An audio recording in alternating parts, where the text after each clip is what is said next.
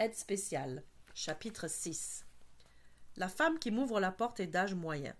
Elle est bien habillée et attrayante pour une femme de son âge. « Bonjour, je suis le docteur McClintock, dit-elle en me tendant la main. « Je suis Édouard. Je ne m'attendais pas à voir un docteur. Est-ce que je dois vous appeler docteur ?»« Tu peux, si tu veux. Beaucoup de gens m'appellent simplement Hélène.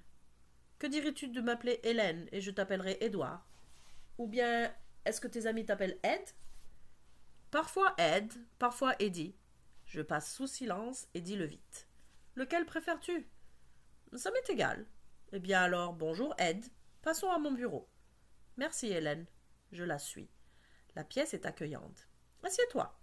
Je me dirige vers la chaise qui se trouve devant le gros bureau. Non, je t'en prie. Assoyons-nous ici. Elle indique 3 fauteuils de cuir placés autour d'une petite table basse. Je m'enfonce dans le premier. Il est énorme, moelleux et très confortable. Elle choisit celui qui est juste à côté de moi. Les murs du bureau sont tapissés d'étagères et de livres. Il y a des tableaux et un certain nombre de diplômes sur les murs, sans doute pour prouver qu'elle est docteur et non plombier. Les plombiers ont peut-être aussi des certificats, mais j'imagine qu'ils seraient différents de ceux d'un... Je vois rarement un élève aussi vite après qu'il me soit adressé, dit-elle. Vite? Ça fait presque 3 semaines. Ça prend souvent 3 ou 4 mois, dit-elle en riant. Il y a eu une annulation. L'élève que je devais avoir a quitté l'école et ta conseillère en orientation a insisté pour que je te reçoive. Madame Flanagan peut être très insistante. Comme tes parents. Tu sais bien sûr que j'ai rencontré tes parents. Ils me l'ont dit. Et ça ne te dérange pas? Demande-t-elle. Pourquoi est-ce que ça me dérangerait? Dis-je en haussant les épaules. Je n'ai rien à cacher. Voilà une bonne attitude, dit-elle. Quelle autre attitude pourrais-je avoir? Certains élèves sont offensés. Certains refusent de me parler. Pourquoi ne voudraient-ils pas vous parler?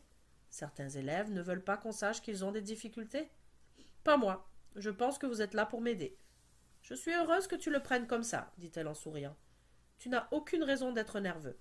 Je ne suis pas nerveux. En fait, je le suis un peu. Je ne suis pas sûre de pouvoir réussir cette imposture. Pas même un peu? Je secoue la tête. C'est que tu as un tic à la jambe. C'est souvent un signe de nervosité.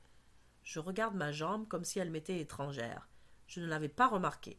Mais si un tic indique la nervosité, mon sismographe personnel vient d'annoncer un séisme d'une extrême magnitude. J'ai fait plusieurs recherches pour décider laquelle choisir parmi les spécialités de l'éducation spéciale. Je me suis attardée sur l'hyperactivité. En voilà une très facile, du moins pour commencer. Il existe des milliers de façons d'être exceptionnel. Je pense que c'est une bonne idée de se familiariser avec le plus grand nombre possible. Comme ça, on n'est jamais à court. Je vais essayer de contrôler ma nervosité.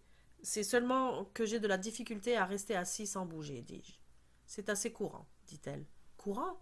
Je ne veux pas courant, je veux exceptionnel. Lorsque j'étais à la maternelle, l'éducatrice disait que je bougeais comme un ver à choux. Je ne comprenais pas et ça me faisait un peu peur. Je commence à tapoter le côté du fauteuil du bout des doigts, exécutant un petit solo de percussion. « As-tu parfois de la difficulté à te concentrer ?» demande-t-elle. « Pardon ?» dis-je comme si je n'avais pas entendu la question. « Te concentrer. As-tu de la difficulté à te concentrer ?» dit-elle à nouveau.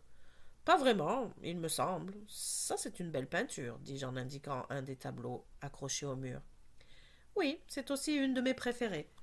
Parfois, je reste assise à la... Depuis combien de temps faites-vous ce métier? Je suis psychologue depuis près de 20 ans. Alors, vous devez être pas mal bonne. Je l'espère bien. Encore une fois, est-ce que cette évaluation te rend... Voulez-vous de la gomme à mâcher? Je l'ai encore interrompu. Je sors un paquet de gomme de ma poche et lui offre. Non, merci, ça va. Mais c'est gentil à toi de me l'offrir. Il n'y a pas de quoi. Avez-vous toujours voulu être psychologue? Je veux dire, lorsque vous étiez à l'école. Pas toujours. Et toi, penses-tu parfois à ce que tu veux devenir? J'y pense. Mais à moins que mes notes ne s'améliorent, peu importe ce que je veux devenir, puisque je n'y arriverai jamais. Ça doit t'inquiéter. Des fois. Vous êtes certaine de ne pas vouloir une gomme? Absolument. Elle ramasse un dossier sur la petite table et le consulte. J'ai ici les résultats de ton test de dépistage. J'espère que je l'ai réussi. Il n'y a pas de note de passage pour ce questionnaire. Content de l'apprendre. Les tests me rendent nerveux. L'anxiété devant les tests est une des choses que je veux simuler. En fait, je ne simule pas tant que ça. J'ai remarqué plusieurs inversions de lettres dans tes réponses. Vraiment? Dis-je d'une voix innocente. Je sais qu'il y en a 32, puisque je les ai comptées en les faisant intentionnellement. La dyslexie me semble assez facile à imiter. Oui, il y a plusieurs inversions, y compris quelque chose que je n'ai jamais vu auparavant. Comme quoi? Elle tourne la feuille pour que je puisse la voir. Je ne me rappelle pas avoir vu quelqu'un faire une inversion en écrivant son nom. Je fais semblant d'être choqué. Le premier D d'Édouard est inversé. Je suppose que j'étais un peu plus nerveux que je ne le croyais. Voulez-vous que je le corrige? Fais-tu souvent ce type d'erreur? Demande-t-elle. Je me penche un peu plus. Si je ne me concentre pas très fort, dis-je d'une voix faible. Ça peut arriver souvent. Parfois, je suis si occupée à ne pas confondre les lettres et les chiffres que je n'ai pas le temps de vérifier si ma réponse est correcte. Ça doit rendre les examens très difficiles. Très... Vous savez, j'aime vraiment beaucoup ce tableau, dis-je en indiquant la peinture au-dessus de sa tête. Je suis contente que tu l'aimes. Y a-t-il autre chose que tu voudrais partager? Je secoue la tête. Je ne pense pas. Je ne me rappelle pas. Vous savez, des fois ma mémoire me joue des tours. J'ai lu qu'il y a 3 types de mémoire, à long terme, à moyen terme, et j'oublie l'autre. Ah oui, c'est la mémoire à court terme. Dans ce cas, nous allons procéder aux autres tests, dit-elle. Tant mieux. Le plus vite nous commencerons, le plus vite nous finirons. Combien de temps est-ce que ça va prendre? Nous aurons 3 séances, d'environ 3 heures chacune. Waouh, dis-je, parce que c'est beaucoup. Je réalise soudain que si j'épelle le mot waouh à l'envers, ce sera encore waouh. Pas toute la même semaine, bien sûr. Ah oui, bien sûr, on me l'a dit, mais j'ai dû oublier. Je m'efforce de ne pas sourire. Quelques points de plus dans la catégorie mémoire défaillante. Grâce à cette annulation, nous pourrons commencer dès aujourd'hui, puisque nous devrons attendre qu'un créneau se libère pour le prochain rendez-vous. Ça pourrait prendre 2 ou 3 semaines. J'espère que ça ne t'embête pas. Non. Voulez-vous de la... Mais je vous ai déjà offert de la gomme, n'est-ce pas? Elle fait signe que oui. Je pense que nous devrions commencer les tests, dis-je. Oui. Commençons, dit Hélène.